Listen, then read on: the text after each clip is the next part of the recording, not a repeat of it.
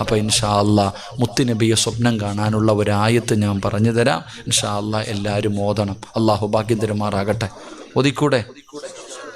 കണ്ട ആരെങ്കിലും വേണ്ടപ്പ ചോദിക്കണ്ട. കാരണം മുത്തുനബിയെ സ്വപ്നം കണ്ടെങ്കിൽ അത് മറച്ചു വെക്കലായി ഏറ്റവും നല്ലത്. മുത്തുനബിയെ കണ്ടിട്ടുണ്ടെങ്കിൽ അത് പറയാൻ പാടില്ലെന്ന് മഹാന്മാർ പഠിപ്പിക്കുന്നത് മറച്ചു വെക്കേണ്ട കാര്യമാണ്. അള്ളാഹു നമുക്ക് കാണാൻ ഭാഗ്യം തരുമാറാകട്ടെ. കാരണം മുത്തുനബിയെ കണ്ടാൽ കണ്ടതാ, വേറെ ആരും വരൂല. സ്വപ്നം ശൈത്താനൊന്നും വരൂല. പ്രവാചകന്റെ രൂപത്തിൽ ഇബ്ലീസ് വരാറില്ല. കണ്ടതാ, കണ്ടെന്ന് പറഞ്ഞാൽ വിശ്വസിക്കണമെന്നാ. ഇവിടെ വേറെ ഒന്നിനും ചാൻസ് ഇല്ല. അള്ളാഹു നമുക്കെല്ലാവർക്കും ആ ഷറഫാക്കപ്പെട്ട മുഖം കൺകുളിർമയായിട്ട് കാണാൻ അള്ളാഹു ഭാഗ്യം തരുമാറാകട്ടെ. മഹാനായ അബൂബക്കർ ഇബ്നുൽ മുജാഹിദുൽ മുഖരി റളിയല്ലാഹു തആല അൻഹു മഹാനവറുകൾ തൻ്റെ ശിഷ്യന്മാർക്ക് ഇങ്ങനെ കിതാബ് എടുത്തുകൊണ്ടിരിക്കുമ്പോൾ മഹാനായ ശിബിലി റളിയല്ലാഹു തആല അൻഹു, രണ്ടുപേരും മഹാന്മാരാ, കയറി വന്നു. കണ്ട ഉടനെ ചാടി എഴുന്നേറ്റു, ഓടിച്ചെന്ന് കയ്യിൽ പിടിച്ച് മുസാഫകത്ത് ചെയ്തു.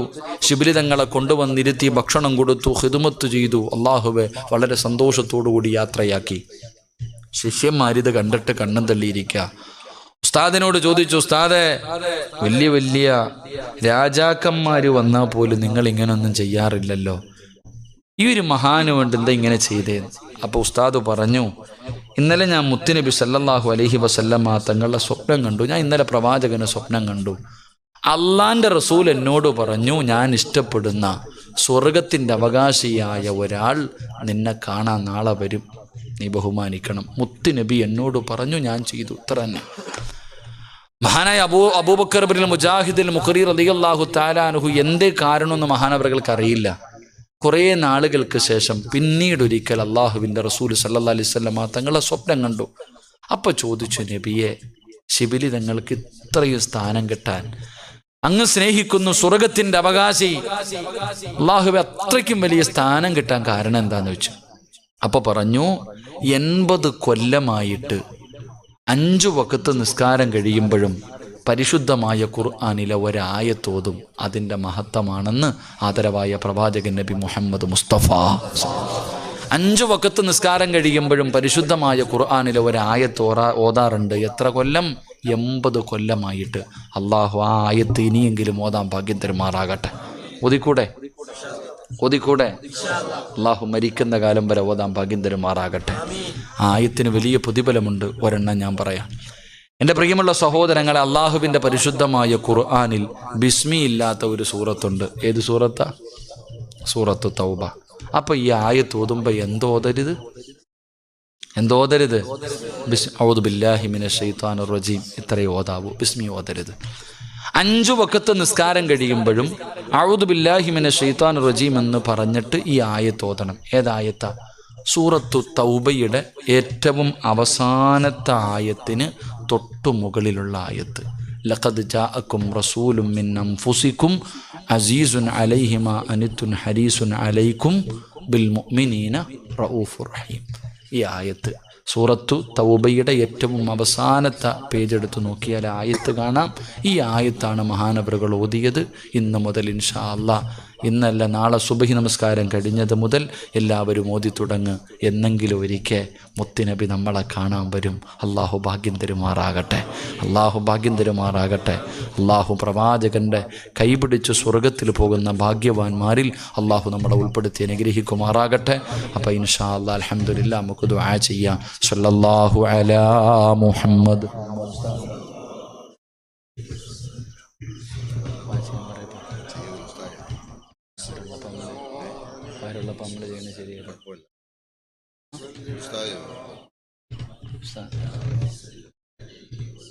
ഉസ്താദന്മാരിയ്ക്കുമ്പോൾ നമ്മൾ മുത്തല്യ മുസ്ലിങ്ങൾ ചെയ്യും നമുക്ക് ബർക്കത്തിന്. ഉസ്താദന്മാർ പറഞ്ഞാലും കേൾക്കണമല്ലോ, ഇല്ലെങ്കിൽ അതിനും പണിയാ. പറഞ്ഞാൽ കേട്ടില്ലെങ്കിലും പണി കിട്ടും. അള്ളാഹു കാത്തിരക്ഷിക്കുമാറാകട്ടെ.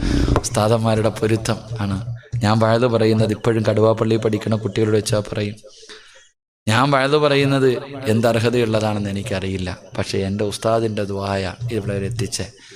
ബഹുമാനായ എൻ്റെ ഉസ്താദ് ഒരിക്കൽ വഴുത് കടുവപ്പള്ളി പഠിക്കണവർക്കറിയാം, അവിടെ പ്രഭാഷണത്തിൻ്റെ മത്സരമുണ്ട്. നബിദിനം വരുമ്പോൾ ഞാനാണെങ്കിൽ പ്രസംഗിക്കത്തൊന്നുമില്ല, കളിച്ചും ചിരിച്ച് നടക്കും. അപ്പോൾ ഒരിക്കൽ ഇങ്ങനെ ഉസ്താദ് ഒരു പ്രസംഗം എഴുതി തന്നു, എന്നിട്ട് ഞാൻ പ്രസംഗിച്ചില്ല. അപ്പോൾ കുട്ടികളുടെ മുന്നിൽ വെച്ച് വഴക്ക് പറഞ്ഞു. ജൂനിയറിൻ്റെ മുന്നിൽ വെച്ച് സീനിയർ ആയ നമ്മളെ വഴക്ക് പറഞ്ഞപ്പോൾ ഈഗോ എപ്പോഴും ഉണ്ടാകുമല്ലോ. ഞാൻ ഉസ്താദ് വഴക്ക് പറഞ്ഞു, നാളെ പ്രസംഗിച്ചില്ലെങ്കിൽ തല്ലൂന്ന് പറഞ്ഞു.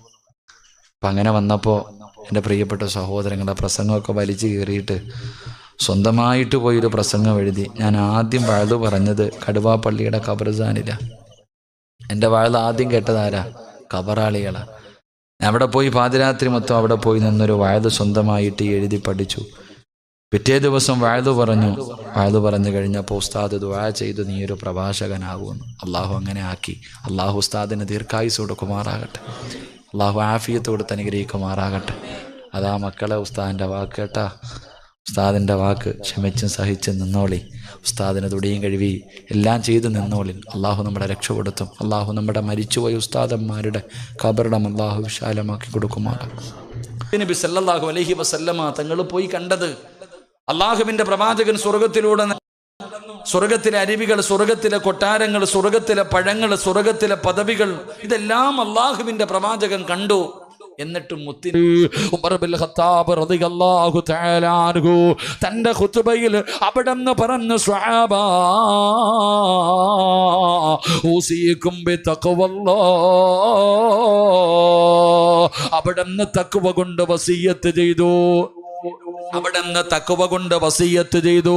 എന്നിട്ട് മഹാനായ ഉമർ തങ്ങൾ പറഞ്ഞു, എനിക്ക് പോകാ സമയമായി, എൻ്റെ മരണമെടുത്തു സ്വഹാബാ. അടയാളങ്ങൾ കണ്ടു തുടങ്ങി സ്വഹാബാ. പടച്ചവനെ അവിടെന്ന് സ്വലാം പറഞ്ഞു പിരിഞ്ഞു. അസർ നിസ്കരിച്ചു, മഗ്രിബ് നമസ്കരിച്ചു, ഇശാ നമസ്കരിച്ചു, തൻ്റെ വീട്ടിൽ പോയി കിടന്നുറങ്ങി. പിറ്റേ ദിവസം ശനിയാഴ്ച രാവിലെ അസ്വലാത്തു ഖൈറും മിനൻ നവൂം, അല്ലാഹുവിന്റെ പള്ളിയിൽ നിന്ന് ബാങ്കിന്റെ ശബ്ദം കേട്ടു. എല്ലാവരും പള്ളിയിലേക്ക് കടന്നു വന്നു. ഉമർ ബിൻ ഖത്താബ് റളിയല്ലാഹു തആല അൻഹു അവിടുത്തെ ഖലീഫയാണല്ലോ, ഇഖാമത്ത് കൊടുത്തു. ഇമാമായി കയറി നിന്നു. സുബഹിക്ക് നമസ്കാരത്തിന് കൈകെട്ടി അവിടുന്ന് ഫാത്തിഹ ഓതി. സൂറത്ത് യൂസുഫാണ് ഓതുന്നത്. അല്ലാഹുവിന്റെ പരിശുദ്ധമായ ഖുർആനിലെ സൂറത്ത് യൂസുഫ് ഓതി നമസ്കരിച്ചു കൊണ്ടിരിക്കുകയാണ്. നൂറുകണക്കിന് സ്വഹാബാക്കൾ പുറകിൽ നിന്ന് നമസ്കരിക്കുകയാണ്. അങ്ങനെ നമസ്കരിച്ചു കൊണ്ടിരിക്കുമ്പോ ഒരു കടാരയുമായി ഒരു ശത്രു കടന്നു വരികയാ. അബൂലുൽ എന്ന് പറയുന്ന മജൂസിയായ മനുഷ്യനുണ്ടല്ലോ, വിഷം കടർത്തിയ കടാരയുമായി അല്ലാഹുവിന്റെ പള്ളിക്കകത്ത് കടന്നു വന്നു. ഇമാമത്തായി നിൽക്കുന്ന സയ്യിദുനാ ഉമർ ഇബ്നുൽ ഖത്താബ് റളിയല്ലാഹു തആല അൻഹു പള്ളിയിലെ ഇമാമിന്റെ അടിവയറ്റിലേക്ക് അവിടുന്ന് കത്തിയങ്ങ് കുത്തിക്കേറ്റുകയാണ്. പിന്നെയും ഊരി കുത്തി. ഉമർ തങ്ങൾ കുത്തുകൊണ്ടിട്ട് പിടയുകയാ. ഈ മനുഷ്യൻ ഇറങ്ങി ഓടുമ്പോ അതാ നമസ്കരിച്ചു കൊണ്ടിരുന്ന സ്വഹാബത്ത് അവരിൽ പലരെയും കുത്തി മലർത്തികെട്ടാണ് പോയത്. 6 or 7 സഹാബാക്കൾ പിടയുകയാ. എൻ്റെ പ്രിയമുള്ളവര്, അല്ലാഹുവിന്റെ പള്ളിക്കകത്ത് നമസ്കരിച്ചു കൊണ്ടിരിക്കുമ്പോ അതാ മുന്നിൽ നിൽക്കുന്ന ഇമാമിനെ കുത്തി മലർത്തി. തൻ്റെ ചാരത്ത് നമസ്കരിച്ചു കൊണ്ടിരുന്ന 7 പേര് അല്ലാഹുവേ മരണത്തോട് കിടന്നു മല്ലടിക്കുകയാ. ആ സമയത്ത് അല്ലാഹുവിന്റെ പള്ളിയിൽ ആരംഗം കണ്ടുകൊണ്ടിരുന്ന സ്വഹാബത്തുണ്ടല്ലോ, ആരും നിലവിളിച്ചില്ല, ഒരാളും കൈയടിച്ചില്ല, ഒരാളും ജീവനം കൊണ്ടോടിയില്ല. ആ നിന്ന നിൽപ്പിൽ നിന്ന് ഒരാൾ പോലും അനങ്ങിയില്ല. കാരണം എന്തെന്നറിയുമോ? അവരെവിടെയാ നിൽക്കുന്നത്? അവരാരുടെ മുന്നിലാ നിൽക്കുന്നത്? ഈ പ്രപഞ്ചം മുഴുവന് വടക്കി ഭരിക്കുന്ന രാജാതിരാജനായ മലിക്കുൽ ജബ്ബാറായ സർവാധിനാഥനായ സർവാധിപരനായ റബ്ബുൽ ഇസ്സത്തായ പടച്ച റബ്ബിന്റെ മുന്നിൽ നിൽക്കുന്നവരാ. അവര് കൈകെട്ടിയിട്ട് പറഞ്ഞത് വെറുതെയല്ല. ഇന്ന സ്വലാത്തി വനുസുഖി വമഹ്യായ വമമാതി. അവര് വെറുതെ പറഞ്ഞതല്ല, അവര് ഹൃദയം കൊണ്ട് ഉറപ്പിച്ചു പറഞ്ഞതാ. അല്ലാഹുവേ, നീയാണ് ഞങ്ങളുടെ റബ്ബ്, എന്റെ ജീവിതവും എന്റെ മരണവും നിനക്കാ അല്ലാഹ്. ഒരാള് പോലും പതറിയില്ല, എല്ലാവരും അതേ നിൽപ്പ്. ഉമർ തങ്ങളെ പിടഞ്ഞ് വീഴുമ്പോ അവിടെന്ന് വിളിച്ചു പറഞ്ഞു, അല്ലാഹു അക്ബർ, അല്ലാഹു അക്ബർ, അല്ലാഹു അക്ബർ. സഹാബ, ആരെങ്കിലും കേറി നിൽക്കു സഹാബ. ഉമർ തങ്ങൾ സൂചന കൊടുത്തു. അതാ തന്റെ പുറകിൽ നിൽക്കുന്ന സ്വഹാബികളിൽ നിന്ന് മഹാനായ അബ്ദുറഹ്മാൻ ഇബ്നു ഔഫ് റളിയല്ലാഹു തആല അൻഹു മുന്നോട്ട് കേറി നിന്നു. ഇമാം നിന്ന സ്ഥലത്തേക്ക് മഹാനബികൾ അവിടെ നിന്ന് കേറി നിന്നു. നിസ്കാരം തുടരുകയാ, നിസ്കാരം തുടരുകയാ. ആ സ്വഹാബിയുടെ കാലിന്റെ ചുവട്ടില് മഹാനായ സയ്യിദുനാ ഉമർ ഇബ്നുൽ ഖത്താബ് റളിയല്ലാഹു തആല അൻഹു. നിങ്ങൾ ചിന്തിക്ക്, പള്ളിക്കകത്ത് നമസ്കരിച്ചുകൊണ്ടിരുന്നപ്പോ ഒരുത്തം പള്ളിക്കകത്ത് വന്നിട്ട് ഇമാമിന്റെ അടിവയറ്റിലേക്ക് കുത്തിക്കേറ്റി ഇറങ്ങിപ്പോകുന്ന വഴിയിൽ നമസ്കരിച്ചു കൊണ്ടിരുന്ന 6-7 പേരെയും കുത്തിയിട്ട് ഇറങ്ങിപ്പോയി. നമ്മളാണെങ്കിൽ ചിന്തിച്ചു നോക്ക്. അല്ലാഹു അഅലം. എന്നാൽ ഒരാൾ പോലും ആ നിൽക്കുന്ന നിൽപ്പിൽ നിന്ന് അനങ്ങിയില്ല. അതേ നിൽപ്പ്. കണ്ണിന്റെ മുന്നിൽ ഒരാൾ കിടന്ന് മരണവിപ്രാളത്തിൽ പിടയുകയാ ഉമർ തങ്ങൾ. ഒരാള് പോലും അനങ്ങിയില്ല, അങ്ങനെ തന്നെ കൈകെട്ടി നിന്നു. എൻ്റെ പ്രിയമുള്ളവരെ, ഇമാമ് സൂചന കൊടുത്തു, എനിക്ക് വയ്യ, ആരെങ്കിലും ഒന്ന് കയറി നിൽക്കുക. അല്ലാഹു അക്ബർ. മഹാനായ അവിടുന്ന് സഹാബി കയറി. അബ്ദുറഹ്മാൻ ഇബ്നു ഔഫ് റളിയല്ലാഹു തആല അൻഹു അതേ സ്ഥലത്തേക്ക് കയറി നിന്നപ്പോൾ ആ മഹാന്റെ കാലിൻ്റെ ചുവട്ടിൽ ആ ഉമർ തങ്ങൾ കിടന്ന് പിടയുന്നേ. ആ മഹാന്റെ കാലിൻ്റെ ചുവട്ടിൽ രണ്ടാമത്തെ ഖലീഫ മരണത്തോട് മല്ലടിക്കുക. എന്നിട്ടും കൈയഴിച്ചില്ല സഹോദര. അവിടെ നിന്ന് നിസ്കരിച്ചു, നിസ്കാരം പൂർത്തീകരിച്ചു. അതാ നിസ്കാരം. അല്ലാഹു ഈമാൻ തരുമാറാകട്ടെ. ഉറക്കപ്പറ, അല്ലാഹു ഈമാൻ തരുമാറാകട്ടെ. നിസ്കാരം കിട്ട് പൂർത്തീകരിച്ചു, സലാം വീട്ടി. എല്ലാവരും കൂടെ അല്ല, അൽഹംദുലില്ലാ, മഹാനായ സയ്യിദന ഉമർ ഇബ്നുൽ ഖത്താബ് റളിയല്ലാഹു തആല. ഇതിനാ നിസ്കാരം എന്ന് പറയാ, ഇതിനാ നിസ്കാരം എന്ന് പറയാ. എൻ്റെ പ്രിയപ്പെട്ട സഹോദരങ്ങളെ, സ്വർഗത്തിൽ പോണെങ്കിൽ 50 വക്കത്തൊന്നും വേണ്ട. സ്വർഗത്തിൽ പോണെങ്കിൽ 1 വക്കത്ത് നിസ്കരിച്ചാൽ മതി. 1 വക്കത്ത് നിസ്കാരം മതി സ്വർഗത്തിൽ പോകാൻ. മഹാനായി റസൂലുള്ളാഹി സ്വല്ലല്ലാഹു അലൈഹി വസല്ലമ തങ്ങൾ പറഞ്ഞു, ഒരാൾ നമസ്കരിക്കാൻ കൈകെട്ടി സലാം വീട്ടി കഴിയുമ്പോൾ ഒന്നുകിൽ അവൻ സ്വർഗത്തിൽ, അല്ലെങ്കിൽ അവൻ നരകത്തിൽ സീറ്റ് ഉറപ്പിച്ചു എന്ന് നബി മുഹമ്മദ് മുസ്തഫ. മുത്തുനബി പറയുകയാ, നാളെ സുബഹി നിസ്കരിക്കാൻ ഞാനും നിങ്ങളും നിസ്കാരപ്പായിൽ ചെന്ന് നിന്ന് കൈകെട്ടികെട്ട് നിസ്കരിച്ചു കഴിഞ്ഞാൽ ആ സലാം അങ്ങോട്ട് വീട്ടുമ്പോൾ ഒരു മലക്ക് എന്നെ പിടിച്ചിട്ട് പറയും, സിറാജേ, നീ സ്വർഗത്തിന്റെ അവകാശിയാടാ, നിന്റെ പേര് സ്വർഗത്തിന്റെ മുന്നിൽ എഴുതി വെച്ചിട്ടുണ്ട്, നീ സ്വർഗത്തിന്റെ അവകാശിയാ, ഈ പോകുന്ന വഴിയിൽ നീ മരിച്ച സ്വർഗത്തിലാ, പൊക്കോ, എന്നെ കെട്ടിപ്പിടിച്ചിട്ട് പറയും. ഇനി എന്റെ നിസ്കാരം ശരിയായില്ലെങ്കിൽ മലക്ക് പറയും, എടാ നശിച്ചു പോയവനെ, എടാ അള്ളാടെ സ്വർഗം കളഞ്ഞല്ലോടാ നഷ്ടവാളി, നരകത്തിന്റെ മുന്നിൽ നിന്റെ പേരെഴുതി വെച്ചിട്ടുണ്ട്, ദുഹറിന് മുമ്പ് നീ തൗബ ചെയ്യാതെ മരിച്ചുപോയ നരകത്തിലാ. അള്ളാഹു കാത്തിരക്ഷിക്കുമാറാകട്ടെ, അള്ളാഹു കാത്തിരക്ഷിക്കുമാറാകട്ടെ. എൻ്റെ പ്രിയമുള്ള സഹോദരങ്ങളെ, വഅലുകൾ എന്തേപ്പാ കേട്ടിട്ട് നന്നാകാൻ പറ്റാത്ത?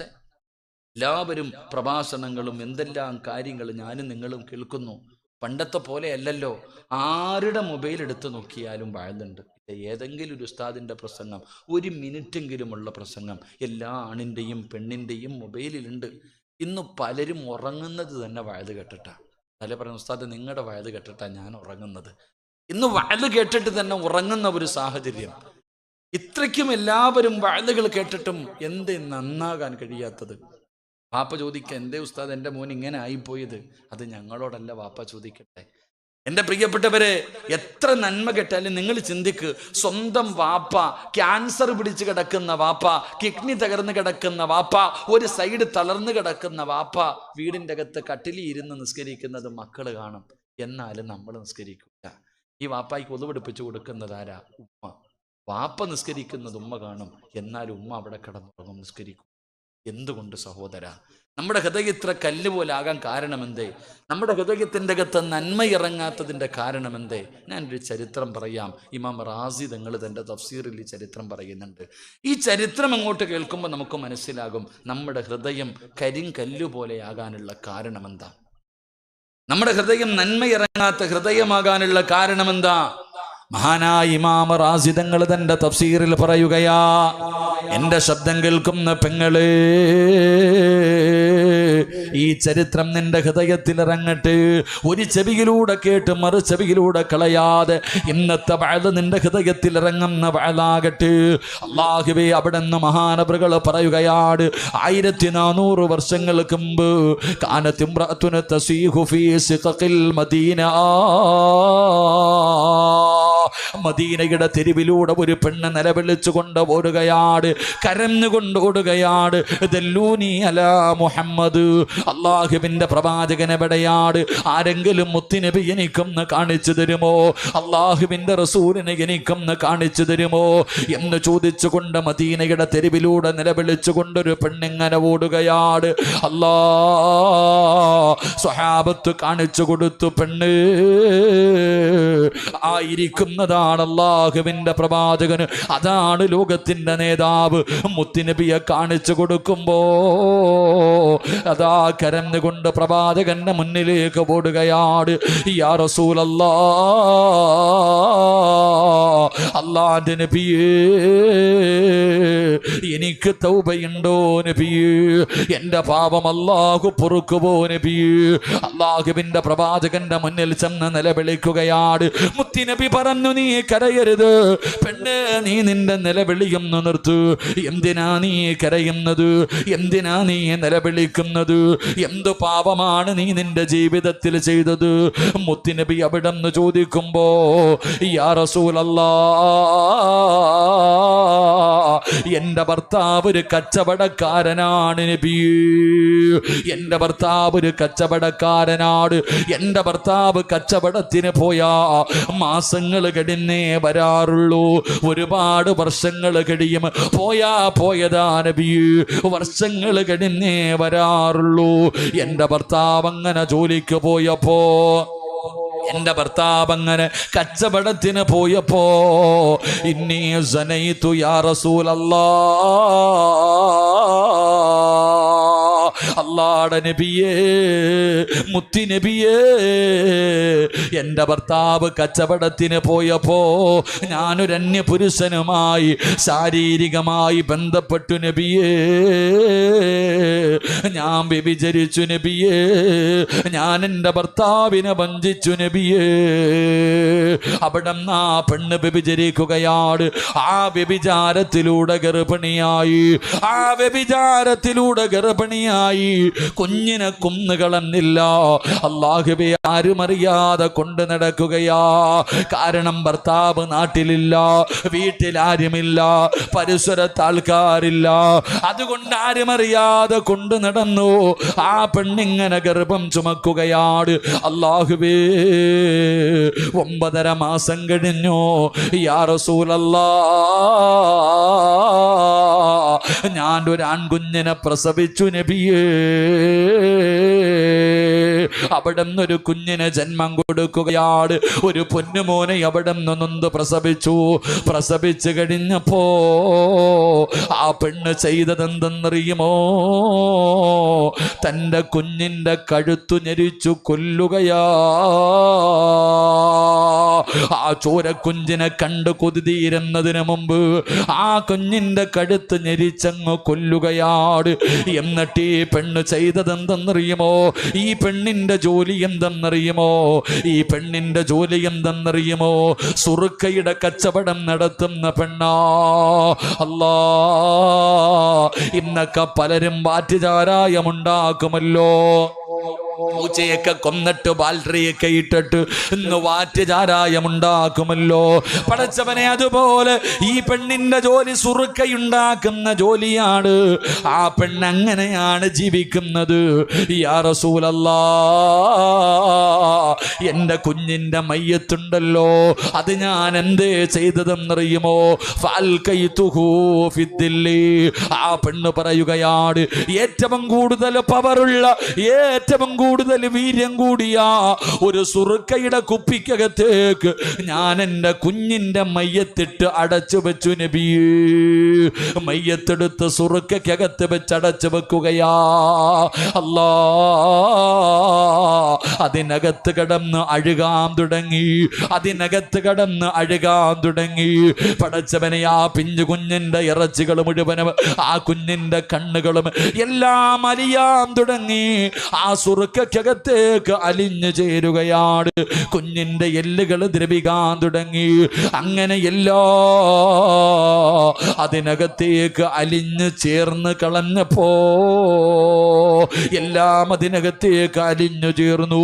ഒരടയാളവും കാണാനില്ല. അങ്ങനെ എത്തിയപ്പോ യാ റസൂലല്ലാഹ്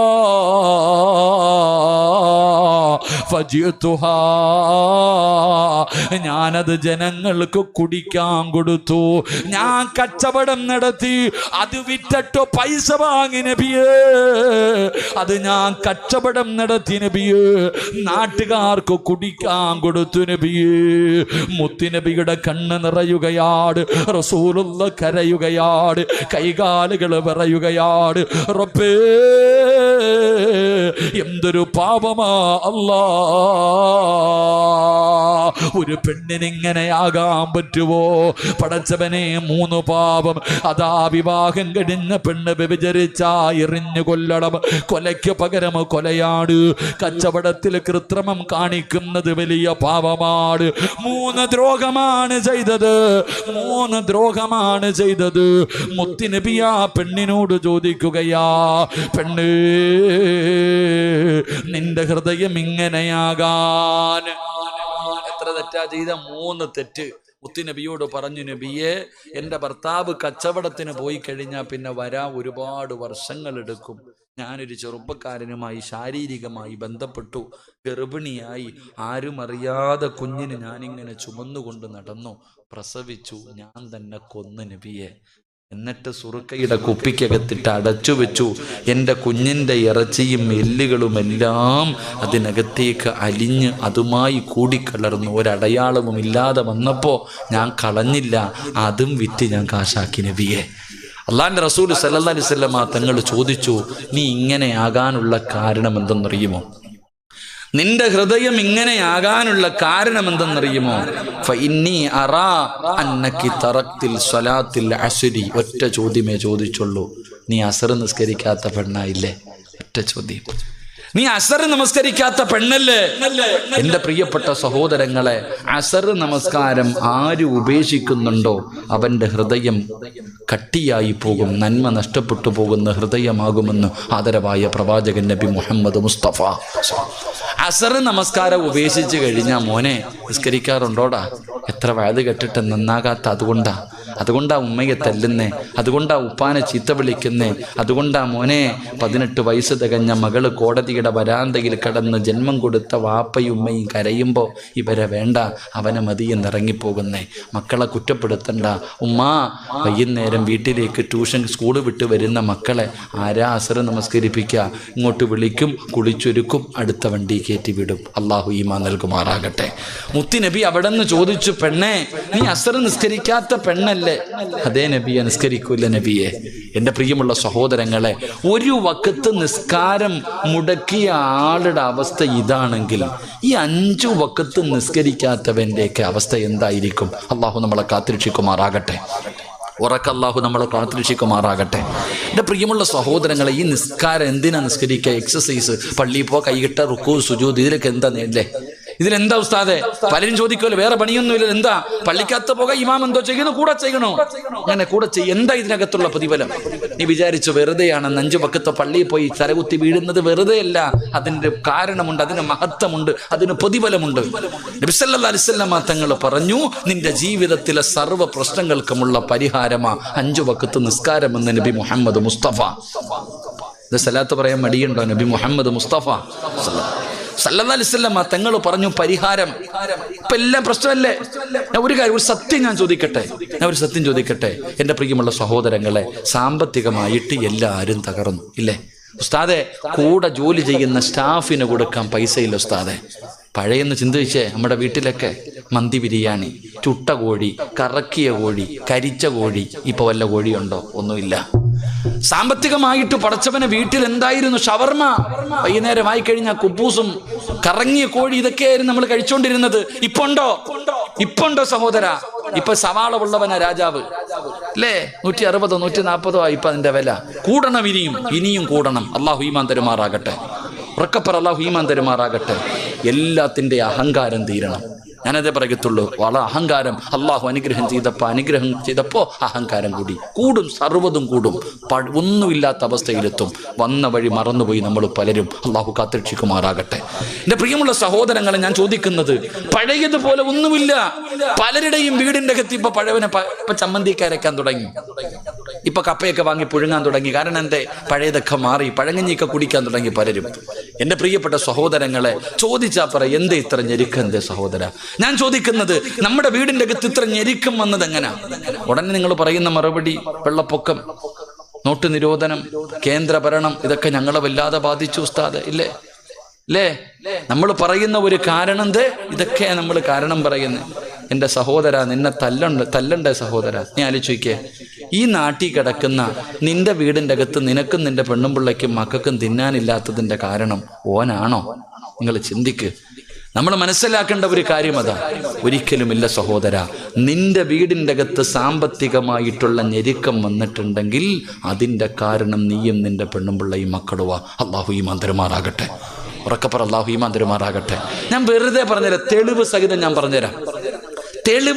ഞാൻ പറഞ്ഞുതരാം. എടാ, നിന്റെ വീടിൻ്റെ അകത്ത് പട്ടിണി വന്നിട്ടുണ്ടെങ്കിൽ, നിനക്ക് സാമ്പത്തിക ഞെരുക്കം വന്നിട്ടുണ്ടെങ്കിൽ അതിൻ്റെ കാരണം നീയും നിന്റെ കുടുംബവുമാ. അള്ളാഹു കാത്തുരക്ഷിക്കുമാറാകട്ടെ. എൻ്റെ പ്രിയമുള്ള സഹോദരങ്ങളെ, ഒരു ഉദാഹരണം ഞാൻ ചോദിക്കട്ടെ. ഒരു ദിവസം ഏറ്റവും കുറഞ്ഞ ശമ്പളത്തിന് ജോലി ചെയ്യുന്ന വ്യക്തി ആരെന്നറിയോ? രാവിലെ മുതൽ കിളയ്ക്കാൻ പോകുന്ന ഒരാൾക്ക് 600, 700, 800 ഇതല്ലേ കൂലി? പറചങ്ങാതി ആണോ? നേരെ ഇരുന്ന് എല്ലാവരും. ശൈത്താൻ വന്ന് തടകുന്നു.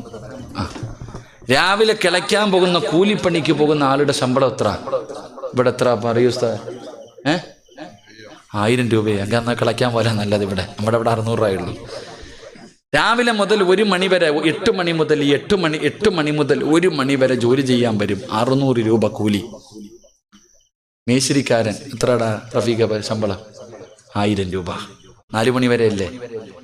4 എന്നുള്ളത് 4:30 ആയ പോയി, പിന്നെ കൂടും. കൂടെ വരുന്നവന് 900.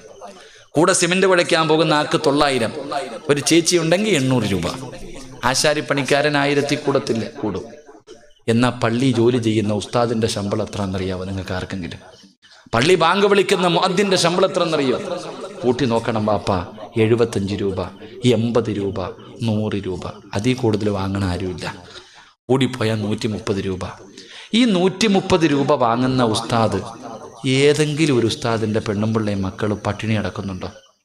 അള്ളാടെ പള്ളി ബാങ്ക് വിളിക്കുന്ന ഏതെങ്കിലും ഒരു മുഅദ്ദിൻ സാഹിബിൻ്റെ മക്കൾ വല്ലതും തായ് എന്ന് പറഞ്ഞ് തെണ്ടി നടക്കുന്നുണ്ടോ? ഇല്ല. എന്തേ കാരണം? അള്ളാഹു പഠിക്കാൻ ഭാഗ്യം തരുമാറാകട്ടെ. അള്ളാഹു പഠിക്കാൻ ഭാഗ്യം തരുമാറാകട്ടെ. എൻ്റെ പ്രിയപ്പെട്ട, അപ്പം നിങ്ങൾ പറയും അത് അള്ളാഹു ബർക്കത്തിട്ടുണ്ട്. ഈ ബർക്കത്ത് എന്ന് പറഞ്ഞാൽ ഓസിന് കിട്ടുന്ന സാധനം അത് ഉസ്താദിനെ മാത്രമല്ലടാ, എല്ലാവർക്കും കിട്ടും. ഞാൻ ചോദിക്കട്ടെ, നിന്റെ വീട്ടിൽ 25,000 മേടിക്കുന്നു, മാസം 30,000 ഉണ്ട്. പക്ഷെ ഈ ഒരു ദിവസം 100 രൂപ മാത്രം കിട്ടുന്ന ഈ ഉസ്താദിന് കറണ്ട് ബില്ലടയ്ക്കണം. പലരെ കടയിൽ പോയിട്ട് ഫാത്തിഹ ഓതി അരി കിട്ടുമോ? മീൻ കച്ചവടക്കാരൻ്റെ വാപ്പാടെ കവറ് വിശാലമാകട്ടെ എന്ന് പറഞ്ഞാൽ ഒരു ദിവസം മീൻ കൊടുക്കും. എന്നും കൊടുക്കുമോ? അണ്ണാച്ചി എടുത്ത് പാരി പിടിക്കാൻ പോയിട്ട് ഫാത്തിഹ ഓതിയ കിട്ടുമോ? ഇല്ലല്ലോ. എല്ലാം പൈസ തന്നെ കൊടുക്കണം. ഉസ്താദിനും കറണ്ട് ബില്ലടക്കണം, പാല് വാങ്ങണം, പച്ചക്കറി വാങ്ങണം, പലചരക്ക് വാങ്ങണം, മീൻ വാങ്ങണം. ഉസ്താദിന്റെ പെണ്ണും പിള്ളയ്ക്കും ഡ്രസ്സ് വാങ്ങിക്കൊടുക്കണം. മക്കൾ പഠിക്കാൻ വിടുന്നുണ്ട്, വസൂലി കൊടുക്കണം, ട്യൂഷൻ കൊടുക്കണം. ഉസ്താദിന്റെ പെണ്ണും പിള്ളയ്ക്ക് സ്വർണം വാങ്ങിക്കൊടുക്കണം. ഈ കേവലം ഒരു ദിവസം 100 രൂപ ശമ്പളം കിട്ടുന്ന, കേവലം ഒരു മാസത്തിൽ 10,000, 12,000, 10,000 രൂപ ശമ്പളം കിട്ടുന്ന ഉസ്താദ് ഇതെല്ലാം ചെയ്തിട്ടും ബാക്കി ബാങ്കിലാണ് കൊണ്ടിടുന്നത്. അള്ളാഹു ഈമാൻ തരുമാറാകട്ടെ. ഉറക്കപ്പറ, അള്ളാഹു ഈമാൻ തരുമാറാകട്ടെ. ഉസ്താദിനെ എന്തേ GST ബാധിക്കാത്ത? ഉസ്താദിനെ എന്തേ കേന്ദ്രഭരണം ബാധിക്കാത്ത? ഞാൻ വെറുതെ പറഞ്ഞതല്ല, ചിന്തിച്ചു നോക്ക്. അള്ളാഹു ഈമാൻ നൽകി അനുഗ്രഹിക്കുമാറാകട്ടെ. അതിന് ഒരേ ഒരു കാരണമേ ഉള്ളൂ. അല്ലാഹു സുബ്ഹാനഹു വ തആല പറയുന്നു, ലോകത്ത് ആരുടെ വീടിൻ്റെ അകത്ത് ദാരിദ്ര്യമുണ്ടായാലും ഒരു വീടിൻ്റെ അകത്ത് അള്ളാഹു ഒരിക്കലും പട്ടിണി കൊടുക്കില്ല എന്ന് ആദരവായ പ്രവാചകൻ നബി മുഹമ്മദ് മുസ്തഫ സല്ലല്ലാഹു അലൈഹി വസല്ലമ തങ്ങൾ പറഞ്ഞു, സാക്ഷാൽ ദജ്ജാൽ എന്ന് പറയുന്ന ഒരുത്തൻ വരാനുണ്ട്. അവൻ്റെ ഷർറിൽ നിന്ന് അള്ളാഹു നമ്മളെ കാക്കുമാറാകട്ടെ. അവൻ വന്നിട്ട് രാജ്യം ഭരിച്ചാലും നിന്റെ കൂരയിൽ എല്ലാ ദിവസവും തിന്നാൻ സുഭിക്ഷമായ ഭക്ഷണം ഉണ്ടാകും. അള്ളാഹു നമ്മുടെ വീട് അങ്ങനെ ആക്കി തരുമാറാകട്ടെ. നല്ലൊരു ആമീൻ പറ. അള്ളാഹു അങ്ങനെ ആക്കി തരുമാറാകട്ടെ. വെറുതെ കിട്ടുമോ? പറ, കിട്ടുമോ? കിട്ടൂല. അല്ല പറഞ്ഞു, ഞാൻ പറയുന്ന ഒരു കാര്യം ചെയ്താൽ മതി. തലകുത്തി ഒന്നും നിൽക്കണ്ട, തലകീഴായിട്ടൊന്നും നിൽക്കണ്ട, രാവും പകലും കിടന്ന് കഷ്ടപ്പെടണ്ട. അല്ല പറയുന്നു, മരിക്കുന്ന കാലം വരെ ഞാൻ തരും ഭക്ഷണം, ഞാൻ തരുവടാ. രാഷ്ട്രീയക്കാരനല്ല അല്ല, എൻ്റെ റബ്ബ് എന്നോട് പറയുന്നു, സിറാജെ, ഞാൻ പറയുന്ന ഒരു കാര്യം നീയും നിന്റെ പെണ്ണുമ്പിള്ളയും മക്കളും ചെയ്താ മരിക്കുന്നത് വരെ ഞാൻ തരുവടാ. അള്ളാഹു നമുക്ക് ഈമാൻ നൽകുമാറാകട്ടെ. അള്ളാഹു നമുക്കത് ചെയ്യാൻ ഭാഗ്യം തരുമാറാകട്ടെ. ചെയ്യുവോ? മനസ്സുള്ളവരൊക്കെ ഒന്ന് കൈവക്ക്. നിനക്ക് വേണമെങ്കിൽ പൊക്ക്. നിന്റെ പെണ്ണുപിള്ളയും മക്കളും പട്ടിണി കിടന്ന എനിക്കിവിടെ എന്നാ? നിനക്ക് വേണമെങ്കിൽ പൊക്ക്. എൻ്റെ കാര്യം നോക്കിയാൽ എന്താ ഉസ്താദ്? നമ്മുടെ കാര്യം നമ്മൾ നോക്കിയാൽ പോരെ? ഞാൻ പഠിച്ച ഇൽമ നിങ്ങൾക്ക് പറഞ്ഞു തരുന്നു. ഈ ഒരു കാര്യം ചെയ്താൽ ഒരു വെള്ളിയാഴ്ച ഒരു പള്ളിയുടെ മുന്നിലും ഇങ്ങനെ പോണ്ട, ലെറ്റർ പേടും പിടിച്ച് സംഘടനകൾക്ക് അപേക്ഷ എഴുതി കൊടുത്തിട്ട് കാത്തിരിക്കുക, മോളെ കെട്ടിക്കണം. എന്ത് വേണ്ടപ്പ, പണക്കാരന്മാരുടെ വീട് ഇപ്പം റിമോട്ടാ, പണ്ടതുപോലൊന്നുമല്ല. യാചകരും നിരോധിച്ചിരിക്കുന്നു. എഴുതി പോകണ്ടട ചങ്ങാതി, വീട്ടിൽ ഇരുന്ന് മരിക്കണ കാലം വരെ തിന്നാം. അള്ളയല്ലേ പറഞ്ഞ തരാന്ന്, ഞാനല്ലല്ലോ. ഖുർആൻ ഉണ്ടല്ലോ, വിശ്വാസം ഉണ്ടല്ലോ. ഖുർആൻ എടുക്ക്. 114 സൂറത്തുകൾ. അതിനകത്ത് സൂറത്തു ത്വാഹ എന്ന് പറയുന്നൊരു സൂറത്തുണ്ട്. ആ സൂറത്തിൻ്റെ ഏറ്റവും അവസാനത്തെ പേജ് എടുത്തിട്ട് അങ്ങോട്ട് നോക്ക്. 130 ആയത്തിന് ശേഷം ഒരായത്തുണ്ട്. ഞാൻ പറയുന്ന ഈ ആയത്തെടുത്തിട്ട് അർത്ഥം വായിച്ചു നോക്ക്.